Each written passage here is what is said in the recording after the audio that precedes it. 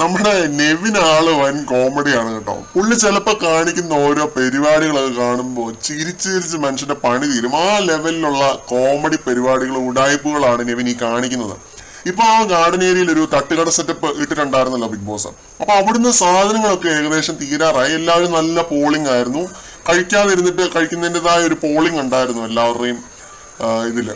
അപ്പൊ ആ സമയത്ത് നമ്മുടെ നെവിൻ എന്താണ് കാണിച്ചതെന്നല്ലേ, അവിടെ പോയി ബാക്കിയിരിക്കുന്ന സാധനങ്ങൾ വടയാണോ എന്താണെന്ന് അറിയില്ല, ബജ്ജി വട അങ്ങനെയുള്ള അതെല്ലാം എടുത്തിട്ട് നെവിൻ ഈ ഒരു ബോക്സിന്റെ അകത്ത് എടുത്ത് കൊണ്ടുപോയി കിച്ചൺ ഏരിയയിൽ ആ ഒരു ഫ്രിഡ്ജിന് മുകളിലത്തെ ഏരിയയിൽ വെക്കുന്നുണ്ട്.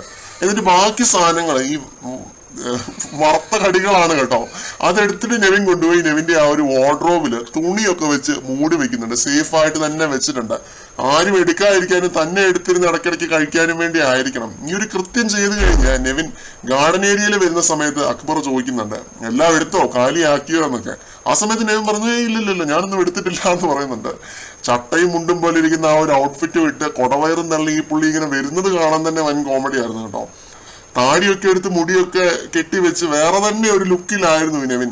എന്തായാലും നെവിന്റെ ഈ ഒരു ഉടായ്പ ഒരു ദിവസത്തേക്കെങ്കിലും ശരിക്കും മിസ് ചെയ്തിരുന്നു ഞാൻ. തിരിച്ച് കൊണ്ടുവന്നത് എന്തായാലും നന്നായി. കാരണം ഇങ്ങനെയുള്ള പരിപാടികൾ കാണിക്കാൻ നമ്മുടെ നെവിനെ കൊണ്ടൊക്കെ പറ്റുള്ളൂ.